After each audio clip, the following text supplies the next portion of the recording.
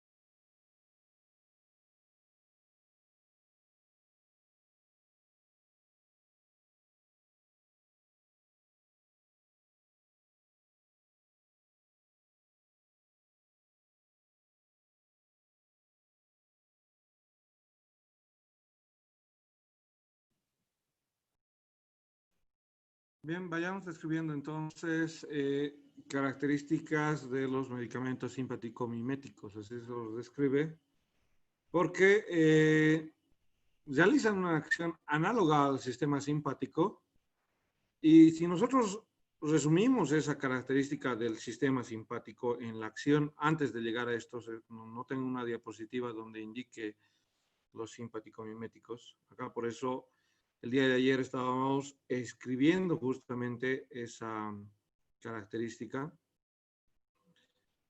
Acá tenemos a los simpático-miméticos. Y de estos simpático-miméticos hay que mencionar los conociendo la acción simpática. Entonces, no olvidar que el sistema simpático eleva la presión arterial, aumenta la presión arterial, aumenta el flujo sanguíneo, aumenta la concentración sanguínea de glucosa,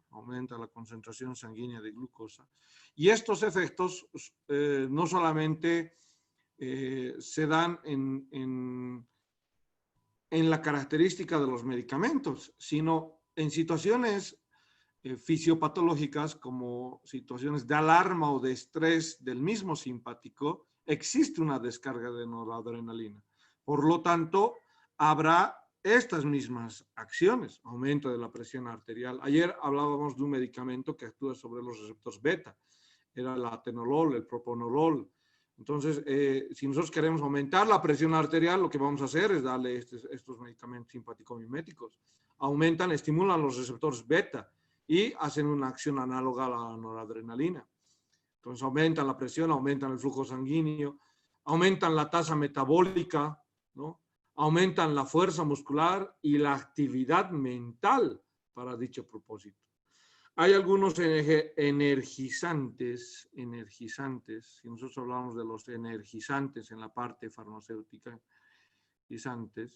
los energizantes, ahí está tónico INTI, por ejemplo, que tienen características de sustancias para aumentar la fuerza muscular, aumentar la actividad mental, aumentar la glucólisis hepática y muscular, para que suceda en estos efectos del aumento de la fuerza y de la actividad mental, ¿no? Entonces, algunos de estos suplementos tienden a actuar estimulando el orden de los receptores simpáticos. Entonces, se lo conoce como fármacos adrenérgicos, algunos de estos que son conocidos como energizantes. Bien, ayer hemos descrito además del atenolol, otra familia que provocan la liberación hay fármacos que provocan la liberación de noradrenalina. ¿Cuáles serán esos? La efedrina, estábamos mencionando la efedrina, y estábamos mencionando las anfetaminas. Bien, las anfetaminas y la efedrina tendrán este propósito: ayudar al cuerpo con su acción simpático-mimética indirecta y excitar los distintos órganos a través de sus efectores adrenérgicos, ¿no? Entonces, en estos productos, como la efedrina, lo que hacen es provocar la liberación de la noradrenalina que está en las terminaciones nerviosas. Si nosotros vamos a un axón, acá en los bulbos sinápticos estará almacenado el neurotransmisor. Y la efedrina y la anfetamina tienen la función de liberar esto. Y así las características de esas acciones, como los energizantes, ¿no? Algunas drogas de manera sintética análogas a las anfetaminas, ¿no? ¿Alguien ha visto The Breaking Bad? Entonces ahí está la serie para la descripción y entender dónde y cómo actúa ese mecanismo. Nosotros lo sintetizamos de manera fisiológica, pero también hay las metanfetaminas, ¿no? Que son sintetizadas de manera artificial. Entonces aquí tenemos otros fármacos que, a lo contrario que lo que hemos hablado hasta ahora, bloquean. ¿Qué era de los dos primeros fármacos que hemos hablado? Unos que provocan la liberación y otros que estimulan los receptores adrenérgicos. Hemos hablado del atenolol, el propanolol. Hay otro que incluso estimula también los receptores beta, que es muy usado en el asma, el salbutamol, ¿no? Un medicamento que tiende a estimular los receptores adrenérgicos beta. Y al estimular los receptores beta, produce broncodilatación en estos pacientes que tienen broncoconstricción en sus crisis asmáticas, ¿no? Entonces, dentro de los simpático-miméticos, repito, estamos analizando las familias. Una primera familia que estimulan los receptores. Otra familia, los que ayudan o provocan la liberación, de noradrenalina.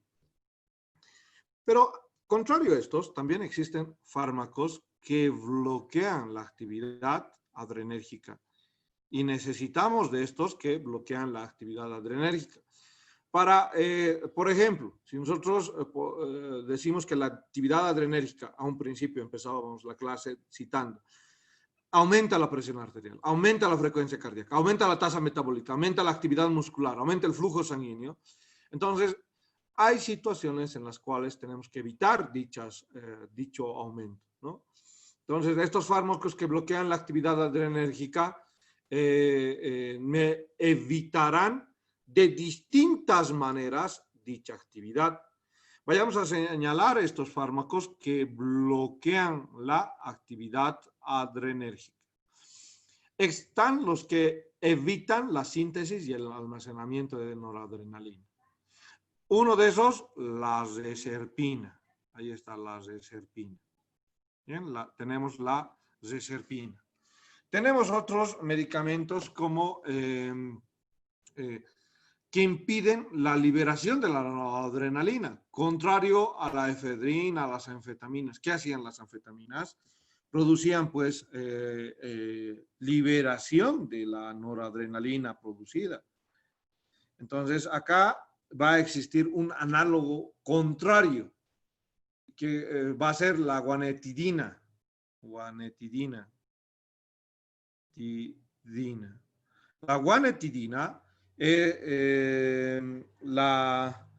tiene la función de bloquear la salida de noradrenalina, ¿no?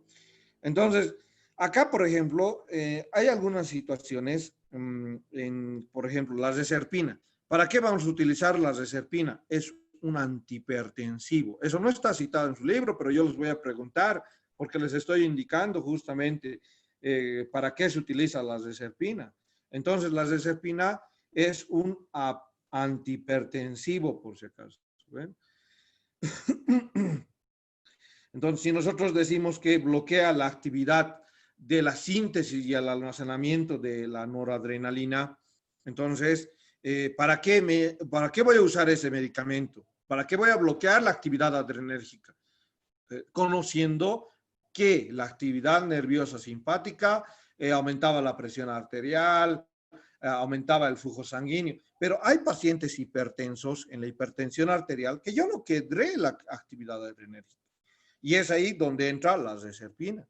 Entonces, en la reserpina es un antihipertensivo ya no muy usado, pero es un antihipertensivo que bloquea la característica de justamente la síntesis y almacenamiento de la noradrenalina, ¿no?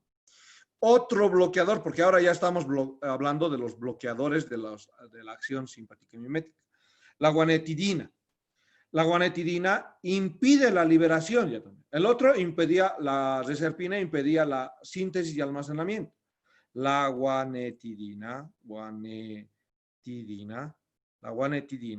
lo que va a hacer es impedir la liberación de la noradrenalina de las terminaciones nerviosas. ¿Para qué? También lo utilizamos como antihipertensivo a la guanetidina. Entonces, en esa hipertensión moderada a severa, lo usamos como antihipertensivo.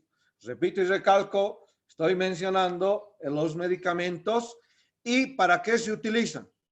Entonces, los voy a preguntar. ¿Por qué no los voy a preguntar si lo estoy dando en la teórica y los estoy explicando lo que dice el libro, ¿no? Lo que dice el libro, porque dichos medicamentos están citados en su libro, ¿no? Entonces voy a tener otros medicamentos dentro de esta línea bloqueadora, dentro de esta línea que bloquean los efectos adrenérgicos, para bloquear los receptores alfa, los bloqueadores de los receptores alfa. Voy a tener los bloqueadores del receptor alfa. En estos bloqueadores del receptor alfa, voy a tener los que son selectivos y los que no son selectivos. Hay algunos no selectivos, como la fentolamina. No se olviden que cuando hemos hablado de los receptores adrenérgicos, tenemos los alfa y los beta. Pero tenemos alfa 1, alfa 2, alfa 3. Entonces, hay medicamentos que no son selectivos, como la fentolamina, ¿no? Entonces, esta fentolamina que es usada en características de feocromocitomas, por ejemplo. ¿Y qué es un feocromocitoma? La fentolamina es usado en feocromocitomas. Se van a acordar, pues, el feocromocitoma es feo, pues. ¿Y a quién afecta? A la glándula suprarrenal. Es un tumor de la glándula suprarrenal. Entonces, aquí hay el feocromocitoma. Así se escribe, feocromocitoma. Entonces, es un tumor que afecta a la porción medular de la glándula suprarrenal y que va a producir noradrenalina, va a producir adrenalina. Entonces, si yo tengo estas características de que tengo un tumor productor de adrenalina y noradrenalina, lo que voy a ir es bloquear a sus receptores. ¿Para qué? Para que no tenga una hiperactividad de ese paciente. Imagínense ese paciente con mucha actividad metabólica no va a poder dormir. Ese paciente con mucha actividad metabólica va a tener deficiencia de glucosa, hipoglicemias, va a tener alteraciones en la presión alta, y la presión alta me lleva a lesiones vasculares, ¿no? Entonces, Dentro de las características de los medicamentos que bloquean receptores adrenérgicos no selectivos, alfa 1, alfa 2, tenemos a la fentolamina. No se van a olvidar para el tratamiento del feocromocitoma. Fentolamina. Repito y recalco, esta parte de medicamentos es muy importante porque es la razón de ser de la fisiología. Es la razón, explicarme la función del cuerpo, cómo se puede alterar el cuerpo y cómo los distintos fármacos van a ir propiamente a tratar dichas patologías. Acá estamos explicando con uso de razón cómo es que utilizo un medicamento como la fentolamina para una patología como es el feocromocitoma. Si me está liberando adrenalina y noradrenalina. Bien. Tenemos otros que son más específicos, como la prazosina. Acá vamos a ir viendo los fármacos. Repito y recalco, estamos hablando de los bloqueadores. Ya hemos hablado de una familia que bloquea la síntesis. Estamos hablando de otros que impiden la liberación. Esa es la guanetidina. Ahora, bloqueadores de los receptores. Estamos hablando de la familia de los bloqueadores de los receptores. Tenemos dos, se llaman los selectivos y los no selectivos. Muy bien.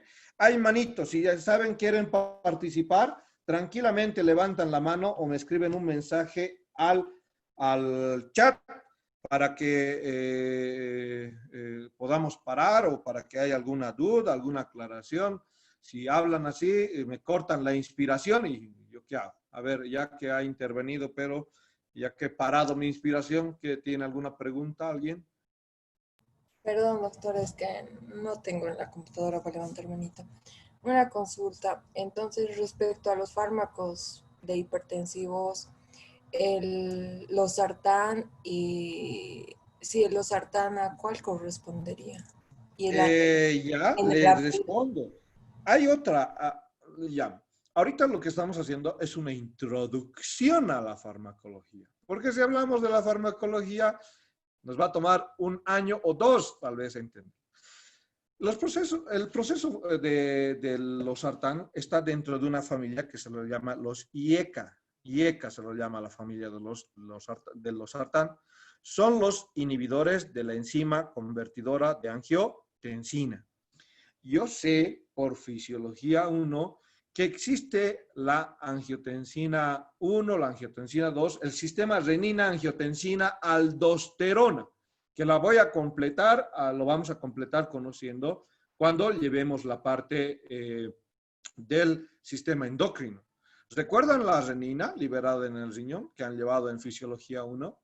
Entonces, la renina estimula la liberación de angiotensinógeno tipo 1 en el hígado y el angiotensinógeno tipo 1 en el hígado va al pulmón y él se transforma en angiotensina tipo 2. Hay una enzima para todo este proceso. ¿Y qué hace la angiotensina tipo 2? Lo que hace es aumentar la presión arterial cuando se produce. Y la renina se liberará en distintos procesos renales. Puede ser porque el riñón tenga quistes renales, puede ser porque el riñón vea disminuido su flujo sanguíneo. Entonces, si hay menos flujo sanguíneo, el riñón dirá, no, aquí hay señal de alarma. Se está bajando la presión arterial del paciente. No, voy a producir renina. Y la renina va al hígado y le hace producir angiotensina. La angiotensina tipo 1 va al pulmón y produce angiotensina tipo 2. Y la angiotensina tipo 2, un efecto vascular, es producir la vasoconstricción. Y con la vasoconstricción, ustedes han entendido en circulatorio, que se aumenta la resistencia vascular periférica y se aumenta la presión arterial. ¿No? Ese es el mecanismo de acción. Entonces, este es otro mecanismo de acción de los IECAS. Es otro. Vemos y lo analizamos desde otro punto de vista. Hemos respondido a su pregunta, ¿a qué familia pertenece el losartán? Bien, hay cardiosartán, candesartán. Entonces, varios medicamentos que pertenecen a los IECAS. Y es algo que siempre yo les he dicho, los medicamentos son una cosa de nunca acabar. Cada vez se van generando combinación de medicamentos adecuadas, clofenac-gesic, por ejemplo, que nos potencia, es una mezcla de codeína, un opioide, y juntamente con diclofenaco para tratamientos de dolor.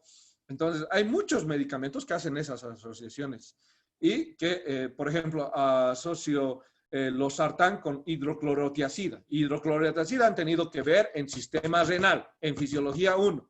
¿Dónde actúan estos? Diuréticos se llaman. Y estos diuréticos, ¿cómo me producen la disminución de la presión arterial? ¿No? Fisiología 1. ¿No? Ahí está en sistema renal. Hay medicamentos diuréticos. Habla de la espironolactona, habla de la hidroclorotiazida y cómo estos actúan disminuyendo la presión arterial. No tienen actividad adrenérgica, pero están actuando sobre otro mecanismo que es responsable del proceso fisiopatológico de la hipertensión arterial. ¿Bien? Entonces, quiere decir que cuando yo analice a mi paciente, por eso tengo que analizar su hipertensión crónica. ¿Qué pasa con su hipertensión crónica? ¿Es genético hereditaria? Y si es genético hereditaria, ¿qué he aprendido en fisiopatología? He aprendido que en las hipertensiones crónicas de orden genético hereditario sí habrá orden adrenérgico involucrado. Por lo tanto, sería adecuado utilizar con los bloqueadores de actividad adrenérgica, atenolol, propanolol en primera instancia, ¿no? ¿Por qué? Porque estos van perdón, no los propanolol, la reserpina, ahora estamos hablando de los bloqueadores, la reserpina o la guanetidina, perdón, la guanetidina, la reserpina, bloqueando la actividad adrenérgica, ¿no?, de estos y disminuir así su presión arterial de este individuo. Ahora otro, este paciente hipertensión crónica no tiene problemas renal. Su problema es que tiene quistes renales y por esos quistes renales él libera renina. Entonces, a este, ¿para qué le voy a dar un bloqueador de actividad adrenérgica si su problema es en el sistema renina-angiotensina-aldosterona? Le daré, pues, entonces, uno que vaya y contrarreste el sistema renina-angiotensina. Y ahí está su losartán. Entonces, analizo de esta manera la enfermedad.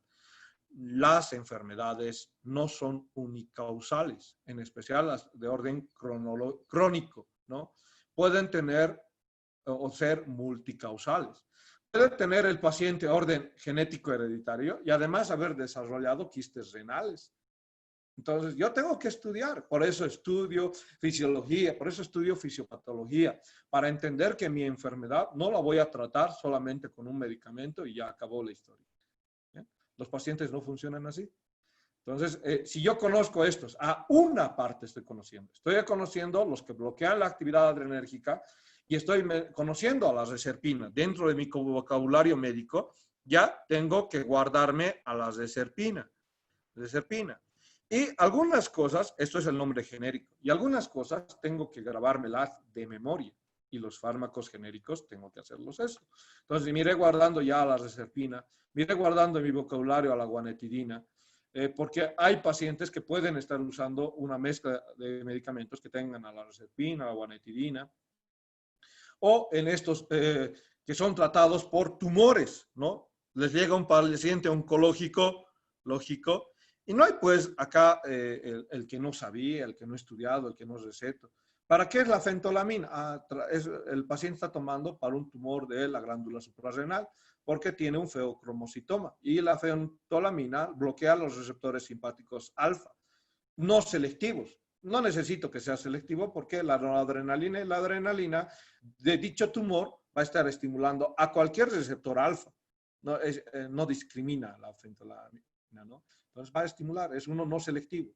Y si hablamos de selectivos, vamos a hablar de la prazosina, por ejemplo, ¿no?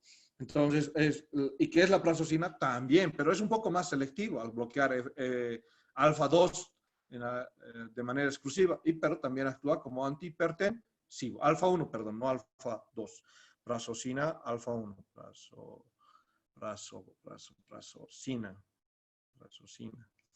Alfa 1, no es alfa 2. Entonces, pero es selectivo y es un antihipertensivo de la misma manera.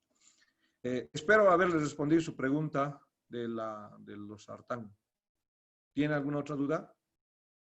Gracias, doctor. Tenemos otros bloqueadores de receptores simpáticos beta. Hasta ahora hemos hablado de los alfa. Entonces ahora vayamos a hablar de los bloqueador beta. Ahí está el bloqueador beta. Dentro de los bloqueadores beta, lo que les decía hace un momento, tenemos el propanolol. Propanolol. Esto es bloqueador beta, ¿no? Bloqueador beta. Esto es bloqueador beta. Y dentro de estos bloqueadores beta, no estimuladores beta, no hay que confundir los estimuladores beta, como el salbutamol, que estimula, hace algo, es algo parecido a la noradrenalina. Y el salbutamol estimula receptores beta. Salbutamol estimula receptores beta. Así tengo que aprender como el chavo, ¿no? Golpeándome la cabeza. El salbutamol estimula los receptores beta y el propanolol bloquea los receptores beta 2. Y si el propanolol bloquea los receptores beta, es su acción antihipertensiva, al bloquear receptores beta. Dentro de esta es la característica de los simpaticomiméticos. Ahora, vayamos a analizar otra característica además de los simpaticomiméticos.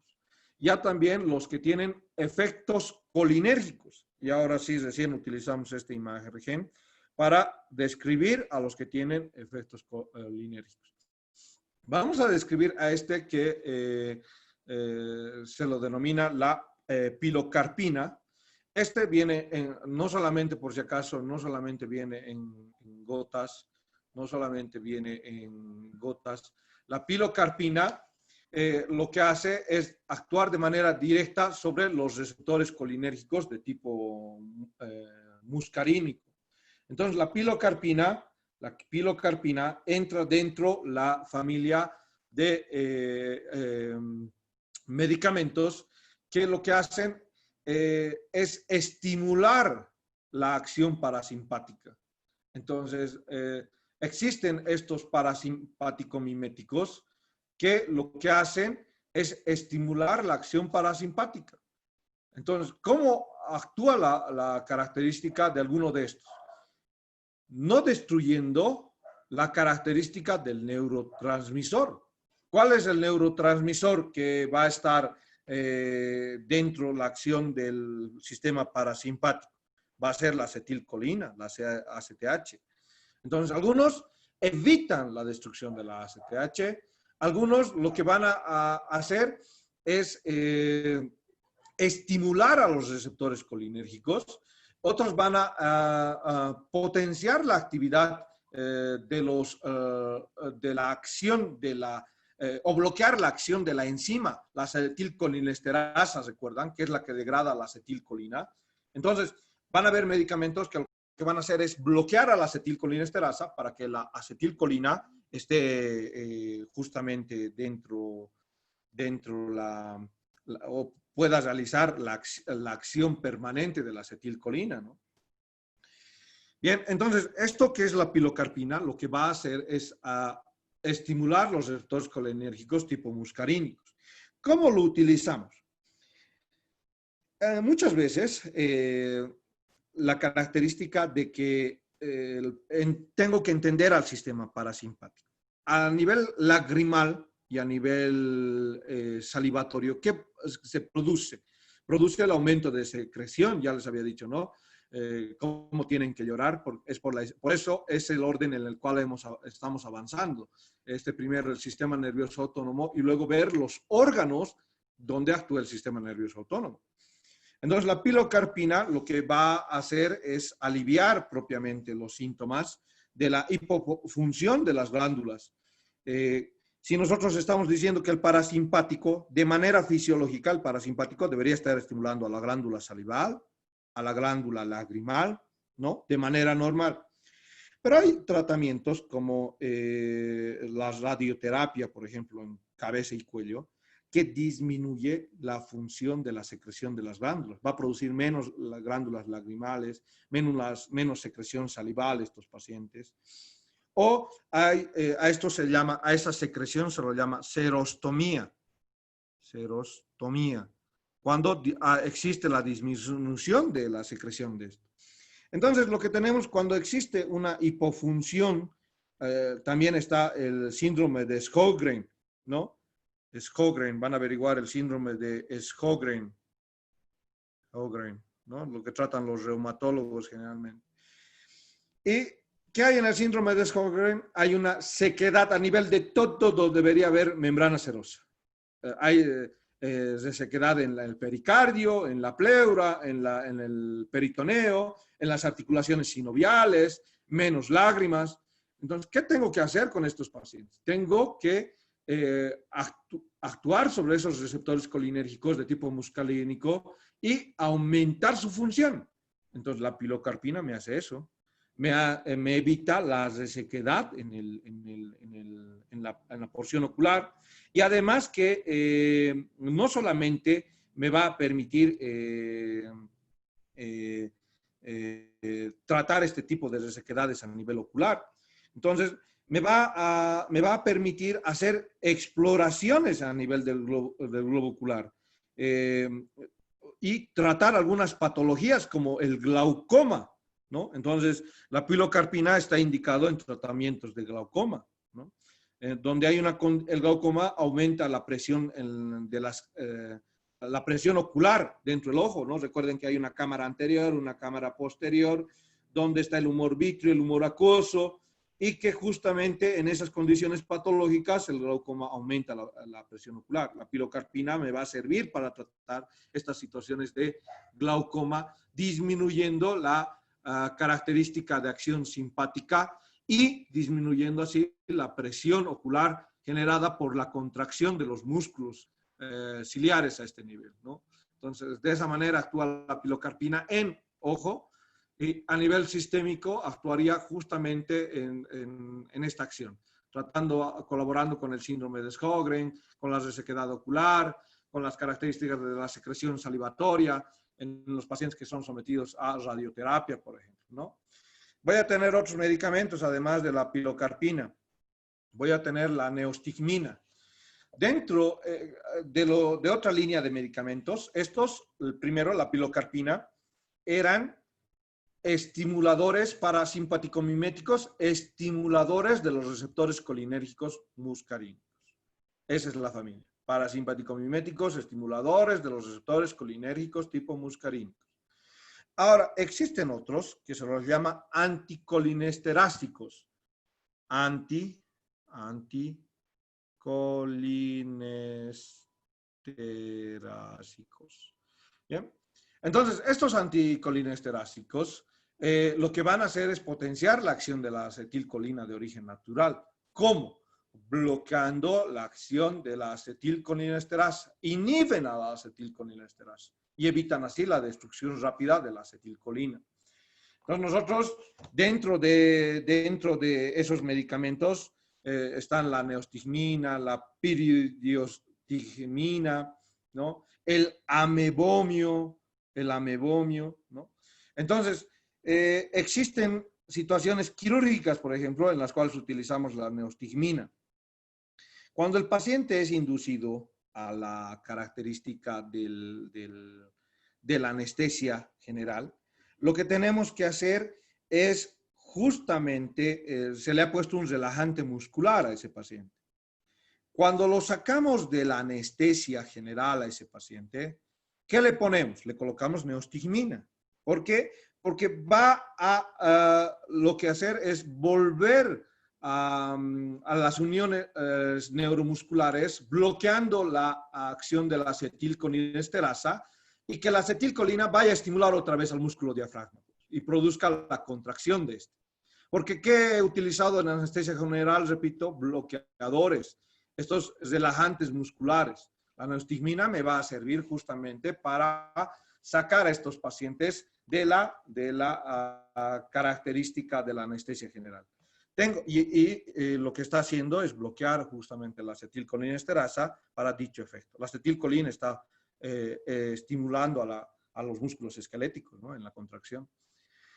La atropina pertenece a los antimuscarínicos. Una familia se los llama antimuscarínicos. ¿Recuerdan que hemos hablado de bloqueadores del sistema simpático? Bloqueadores del sistema simpático, bloqueadores adrenérgicos. Muy bien, hasta ahora hemos hablado con los anticolinesterásicos y los receptores de tipo muscarínico, que estimulan a los receptores muscarínicos, de que ayudan a